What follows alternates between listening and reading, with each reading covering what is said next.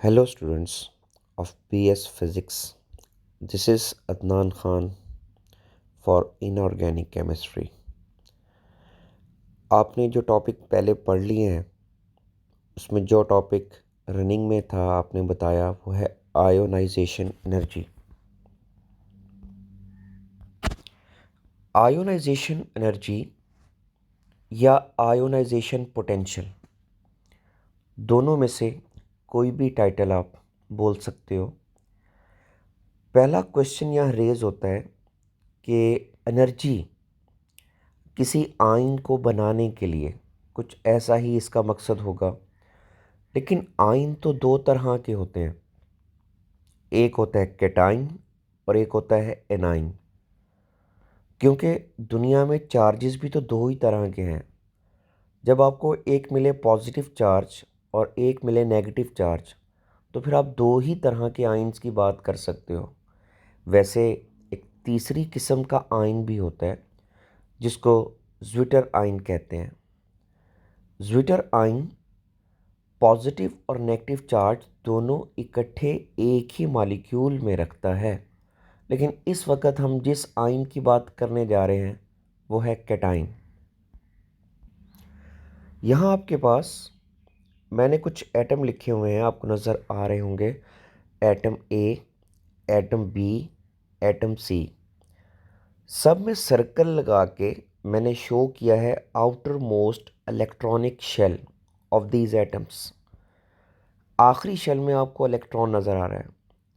मेरा क्वेश्चन है आपसे कि इन तीन एटम में से किस में से इलेक्ट्रॉन को निकालना, रिलीज़ करवाना आसान है, या इनमें से कौन सा ऐसा एटम है जो अपना इलेक्ट्रॉन सबसे पहले निकाल देगा। जब आप जवाब दे रहे होंगे तो आप तीनों को इक्वल बेसिस पे काउंट नहीं करेंगे। आप ये तो नहीं कह रहे होंगे कि तीनों एक ही वक्त में इलेक्ट्रॉन निकाल देंगे। अगर तीनों एक ही वक्त में इलेक्ट्रॉन निकालेंगे तो तीनों का इलेक्ट्रॉन निकालने का अंदाज या तीनों का क्राइटेरिया या स्टैंडर्ड तो आप सेम समझ रहे हो। ऐसा नहीं होगा, तीनों में डिफरेंस होगा। कोई इलेक्ट्रॉन जल्दी निकाल देगा, कोई ज़िद करेगा और कोई काफ़ी ज़्यादा ज़िद करेगा, यानी कि बगावत शो करेगा कि मैं इलेक्ट्रॉन क्यों निकालूं। ऐसा क्यों है? इस टॉपिक को पढ़ने का फ़ायदा क्या है? अगर इलेक्ट्रॉन निकालने से आयन बन जाता है, क्या हमने सिर्फ इस चीज़ को समझना है कि ये कोई अंदाज़ा लगाना है कि कौन इलेक्ट्रॉन पहले छोड़ेगा कौन नहीं? इस टॉपिक का कोई कोई मकसद है, कोई थीम है, कोई कंसेप्ट है, उसकी तरफ आते हैं। पहले हम इस एनर्जी को टेकअप कर लें। ये मैंने एक एटम बनाया। एटम के सेंटर में न्यूक्लियस है, इसके तीन शेल हैं। इसका जो आखिरी शेल है इसको वैलेंस शेल भी कहते हैं, जो रखता है लूजली बाउंडेड इलेक्ट्रॉन। इसको कहा जा रहा है लूजली बाउंडेड इलेक्ट्रॉन। इसे लूजली बाउंडेड इलेक्ट्रॉन इसलिए कहा जाता है क्योंकि न्यूक्लियस की जो अट्रैक्शन है, इलेक्ट्रोस्टैटिक फोर्स ऑफ अट्रैक्शन, वो इलेक्ट्रॉन पे पहुंच तो रही है लेकिन रास्ते में भी कुछ इलेक्ट्रॉन हैं जो काफ़ी ज़्यादा अट्रैक्शन को अपने तक रोक कर इस तक कम जाने देते हैं। लेकिन अल्लाह पाक ने तमाम एटम्स को न्यूट्रल पैदा किया। तो न्यूट्रल का मतलब क्या होता है कि उसमें इलेक्ट्रॉन्स और प्रोटॉन्स इक्वल हैं, तभी तो वो एक एटम न्यूट्रल कहलाता है। लेकिन क्या हो अगर हम किसी एटम में से इलेक्ट्रॉन को निकाल दें? अगर आप इलेक्ट्रॉन को निकालते हो तो जो बैलेंस है, बैलेंस डिस्टर्ब हो जाएगा और ये चीज़ हो जाएगी, उसमें प्रोटॉन ज़्यादा और इलेक्ट्रॉन कम हो जाएंगे। आपने कभी ये सोचा है कि हम सोडियम पे जब 1+ लगाते हैं इसका क्या मतलब है? इस 1 का मतलब है कि सोडियम पर एक चीज़ बढ़ गई है, और प्लस का मतलब ये है कि सोडियम पर जो चीज़ बढ़ गई है उस पर पॉजिटिव चार्ज है। Means to say now sodium has 1 more proton as compared to number of electrons. तो इसी वजह से जब आप इलेक्ट्रॉन को निकालोगे किसी एटम से तो आप इलेक्ट्रॉनों की गिनती कम कर रहे हो, प्रोटॉन्स की गिनती ज़्यादा कर रहे हो। ऐसे आइंस पे फिर पॉजिटिव चार्ज ही अपेयर होगा और ऐसे आइन को तो हम कैटाइन ही कहते हैं। अब कैटाइन कहने की क्या वजह है? क्या ये बिल्ली वाला आइन है? कैटाइन इसलिए इसलिए कहा जाता है इसको कि ये वो वाले आइन होते हैं जब इनको इलेक्ट्रिक फील्ड में रखा जाए तो इलेक्ट्रिक फील्ड में दो इलेक्ट्रोड होते हैं, एक कैथोड एक एनोड। कैथोड पे होता है नेगेटिव चार्ज, तो कैथोड के नेगेटिव की तरफ खींचने वाले आइन कैट आइन, और ये वाले आइन पॉजिटिव आइन ही हो सकते हैं क्योंकि पॉजिटिव आइन ही कैथोड की तरफ जाएंगे। ये तो वजह है इसको कैटाइन कहने की। अब आते हैं हम अपने मेन इशू पे, मेन टॉपिक पे, कि ये इलेक्ट्रॉन निकलेगा कैसे। How electron is lost, electron को निकाला कैसे जाएगा? सिंपल है, ये न्यूक्लियस जो होता है इलेक्ट्रॉन्स के लिए वालदेन का काम कर रहा होता है, यानी कि अपनी कशिश में रखता है, अपने पास घुमाता है, अपने पास इनको रिवॉल्व करवाता है। तो इतना आसान नहीं है कि आप किसी इलेक्ट्रॉन को कहें कि ये घर छोड़ दे और वो निकल के चला जाए, ऐसे तो नहीं होगा। कुछ energy, some work will be there, कुछ काम तो करना पड़ेगा इलेक्ट्रॉन को निकालने के लिए। अगर मैं सिंपल आपको समझाऊं, उर्दू में बताऊं, वो एनर्जी जो देनी पड़ेगी किसी एटम को, और वो एटम गैस की हालत में हो, और वो एनर्जी यूज़ हो जिस मकसद के लिए वो इलेक्ट्रॉन निकाल दे, वो भी आखिरी शेल से, तो जो एनर्जी मैंने प्रोवाइड की है वो आयोनाइजेशन एनर्जी है। यहाँ लिखा भी हुआ है, ये देखें, the minimum amount of energy which is required to remove an electron from valence shell of an isolated gaseous atom to form positive ion। यहाँ हमने एक एटम को फ़र्ज़ किया है x, इसको प्रोवाइड कर रहे हैं एनर्जी, और वो एटम गैस की हालत में है। जब एनर्जी प्रोवाइड की, इलेक्ट्रॉन स्किप कर गया, रिलीज़ हो गया, चला गया, और x के ऊपर प्लस साइन आ गया, जिसका मतलब है अब इसमें इलेक्ट्रॉन कम और प्रोटॉन एक ज़्यादा है, जिसकी वजह से अब ये आइन है और आइन भी कैटाइन है। और ये एनर्जी जो आपने दी है इसे कहते हैं आइन बनाने के लिए दी गई energy, ionisation energy. Now we should look at these terms which has been used in the definition of ionization energy. Minimum, what does it mean by minimum energy? देखें, अगर हमने किसी से लेस का पैकेट मंगवाना है, लेस का packet 50 rupees का है, तो 50 रुपीज़ पे तो आपको मिलेगा, लेकिन अगर आप किसी को 48 रुपीज़ देकर भेजें तो पैसे उसके पास हैं लेकिन रिक्वायर्ड नहीं है, कम से कम उतने पैसे नहीं हैं जिस पर वो चीज़ दुकानदार दे सके। उसमें 2 रुपये शॉर्ट हैं, तो वही तो उसका मार्जिन है, वही तो उसका प्रॉफिट है, तो वो तो नहीं छोड़ेगा इसको। इसलिए मिनिमम 50 रुपये देकर भेजने होंगे उसको जिससे हम लेस का पैकेट मंगवा रहे हैं। इसी तरह एक इलेक्ट्रॉन को एनर्जी चाहिए 50 किलो जॉल उस एटम में से निकलने के लिए, उस कशिश से, उस अट्रैक्शन से, उस पावर से, उस फोर्स से, उस कुव्वत से जो न्यूक्लियस उस पे लगा रही है। तो अगर आप 49 किलो जॉल या 48 किलो जॉल दोगे तो उसमें इलेक्ट्रॉन एनर्जी तो गेन कर लेगा, हायर ऑर्बिट्स पे तो चला जाएगा, अच्छी वेलोसिटी भी गेन कर लेगा, लेकिन रहेगा उसी एटम का हिस्सा। अगर आप उस एटम से उसको स्किप करवाना चाहते हो तो कम से कम जो एनर्जी चाहिए वो तो प्रोवाइड करनी ही पड़ेगी। अगर उससे कम दोगे तो इलेक्ट्रॉन एटम छोड़ के जाएगा नहीं, वहीं मूव करेगा, बस उसकी एनर्जी, उसकी वेलोसिटी, उसके मोमेंटम में थोड़ा बहुत फ़र्क आएगा, इससे ज़्यादा नहीं। इसलिए लिखा गया है डेफिनेशन में मिनिमम एनर्जी। अच्छा, अब दूसरी एक टर्म है आइसोलेटेड गैसियस एटम। भाई आपको क्वेश्चन ये पूछना है कि एटम तो हो गया, लेकिन वो एटम लिक्विड फॉर्म में क्यों नहीं, वो एटम सॉलिड फॉर्म में क्यों नहीं, और जब हम गैशियस कह देते हैं तो उसके साथ आइसोलेटेड क्यों लगना शुरू हो जाता है। कॉमन सेंस है which must prevail. Solid phase में एटम ऐसे लगे होते हैं। अगर मैं यहाँ इलेक्ट्रॉन निकालने की कोशिश करूँ सॉलिड फेज में, तो सारी की सारी एनर्जी यूटिलाइज हो जाएगी इसको मेल्ट करवाने में।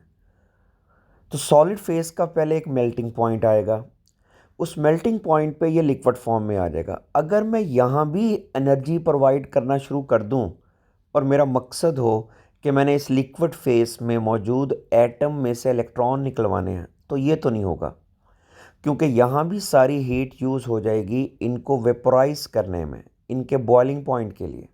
हाँ, अब जो आपके पास फेस आ रहा है गैशियस फेस, इसमें आप एक चीज़ नोट करें, सारे एटम एक दूसरे से दूर हैं, आइसोलेटेड हैं, तन्हा हैं, अकेले अकेले हैं। अब आप एक एक एटम पे वर्किंग कर सकते हो, एक एक एटम को एनर्जी प्रोवाइड कर सकते हो। अब जाके आयोनाइजेशन एनर्जी को मैयर या कैलकुलेट किया जा सकता है, जो दोनों फेज़ लिक्विड में और सॉलिड फेज़ में नहीं हो सकता था।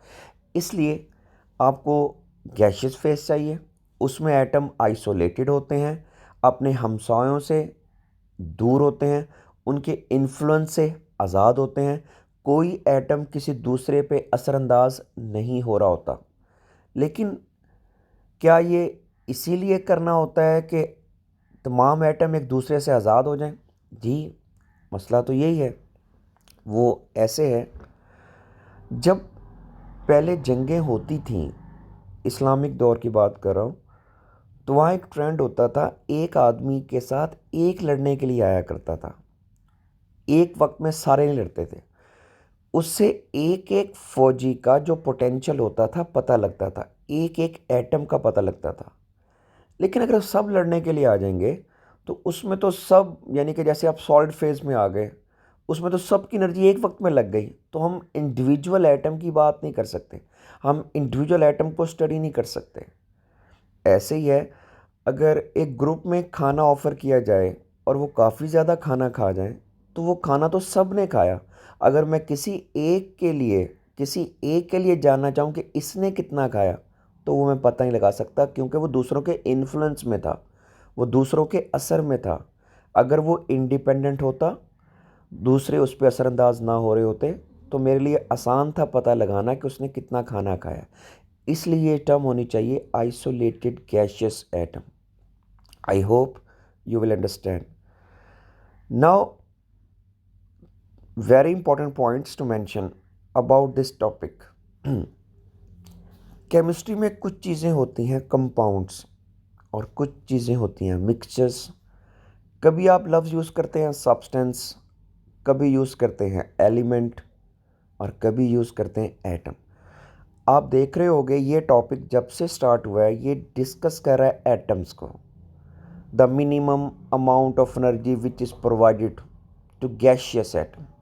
एटम होते हैं एलिमेंट में, मींस ये टॉपिक जो आप पढ़ रहे हो ये एटम्स के लिए है, ये एटॉमिक प्रॉपर्टी है, इसलिए हम इसको कहते हैं ये टॉपिक एलिमेंट्स का है, कंपाउंड्स का नहीं है, मिक्सचर्स का नहीं है, एलिमेंट्स का टॉपिक है।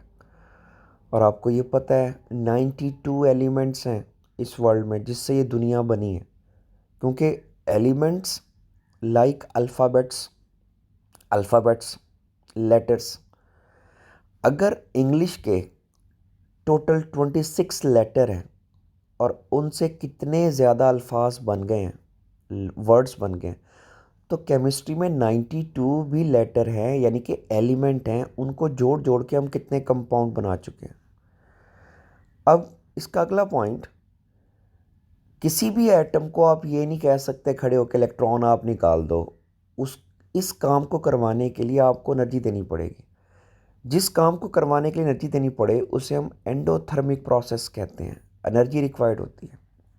मिसाल के तौर पे ये बच्चा है, ये स्कूल नहीं जाना चाहता, इसके अंदर की ये एंथैल्पी है, इसके अंदर की एनर्जी है। ये घर रहना चाहता है क्योंकि घर में इसको सुकून मिलता है, घर में ये शरारतें करता है, घर में ये स्टेबल है, घर में इसकी एनर्जी इसकी तबीयत के मुताबिक है, यानी कि कम। अब अगर इसके वालिदैन या वालिद इसको 5 थप्पड़ लगाएं और फिर ये स्कूल जाए, तो 5 थप्पड़ लगाना एनर्जी देना है इस बच्चे को। इस बच्चे ने एनर्जी ली, तब ये स्कूल चला गया। अब अगर मैं इस बच्चे की तबीयत में होने वाली एनर्जी चेंज निकालूं, एंथैल्पी चेंज निकालूं, तो मैं लिखूंगा डेल्टा एच, यानी कि इस बच्चे में जो एनर्जी लाई गई, एनर्जी चेंज की गई, वो थी 5 थप्पड़ पर बच्चा, यानी कि एक बच्चे के लिए इतनी एनर्जी चेंज की गई। लेकिन काम तो हो गया, स्कूल तो चला गया। इसी तरह आपने इलेक्ट्रॉन को निकालने के लिए भी एनर्जी चेंज करनी पड़ेगी। अब हम टॉपिक पढ़ रहे थे आयोनाइजेशन एनर्जी के साथ इसका दूसरा नाम आयोनाइजेशन पोटेंशियल। अब ये 3 लड़के खड़े हैं, हर एक के पास टेनिस बॉल है। अगर आप इनसे टेनिस बॉल मांगें तो तीनों में बॉल्स देने की टेंडेंसी एक जैसी नहीं होगी। एक को आप सिर्फ कहते हो बॉल दो, वो बॉल दे देता है। एक को आप इसी तरह कहते हो लेकिन वो कहता है मैं बॉल नहीं दूंगा, आप उसे ज़्यादा ऊंची आवाज़ में कहते हो बॉल दो, और तीसरे को इससे भी ज़्यादा ऊंची आवाज़ से। तो तीनों बच्चों ने आपको अलग अलग अंदाज पे बोलने पर बॉल दी है, यानी कि किसी को आपने डराया भी है और किसी ने आराम से बॉल दे दी है। तो क्या इन तीनों बच्चों से बॉल एक ही अंदाज में ली जा सकती थी? नहीं, आपने अपना एटीट्यूड, अपना रवैया चेंज किया है। अगर आप इन बच्चों को, इन लड़कों को समझ लें एटम, और इनके हाथ में जो बॉल्स हैं उनको समझ लें इलेक्ट्रॉन, तो आपने अलग अलग रवैये से जब बॉल लिया तो आपने इनको अलग अलग एनर्जी दिखाई है, अलग अलग एनर्जी। इसका मतलब इन बच्चों में कोई ज़्यादा बागी है, बगावत शो कर रहा था कि मैं इलेक्ट्रॉन क्यों दूं। तो जो जितना ज़्यादा बच्चा बागी होगा उतना ही ज़्यादा उसको एनर्जी देनी पड़ेगी, उतना ही ज़्यादा उस बच्चे का पोटेंशियल होगा। आप इसको इस तरह से समझें, किसी ने अपने हाथ में कोई चीज़ ज़ोर से पकड़ी हो और आपको कहा जाए इसकी मुट्ठी खोल के ये चीज़ निकालें, तो जितना ज़्यादा आपको ज़ोर लगाना पड़ेगा उसकी मुट्ठी खोल के वो चीज़ निकालने के लिए, उतना ज़्यादा आपको पोटेंशियल देना पड़ेगा, क्योंकि उतने ज़्यादा पोटेंशियल से उसने वो चीज़ पकड़ी हुई है। इसी तरह किसी एटम ने जितनी कशिश से, जितनी अट्रैक्शन से इलेक्ट्रॉन को पकड़ा है, उतनी ज़्यादा आपको एनर्जी प्रोवाइड करनी पड़ेगी। तो इसीलिए हम इसको पोटेंशियल भी कहते हैं, आयोनाइजेशन पोटेंशियल।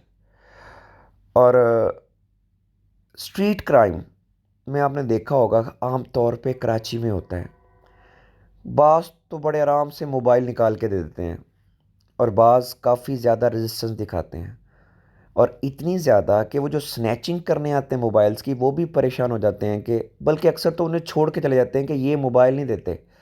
तो कराची में जब मोबाइल स्नैचिंग होती है तो तमाम से मोबाइल लेना एक जैसा आसान नहीं होता, कहीं मज़ाहमत ज़्यादा होती है, और जो ज़्यादा रेजिस्ट करता है चोरों को या डाकुओं को, उतना ही उसके बराबर मिलना पड़ता है।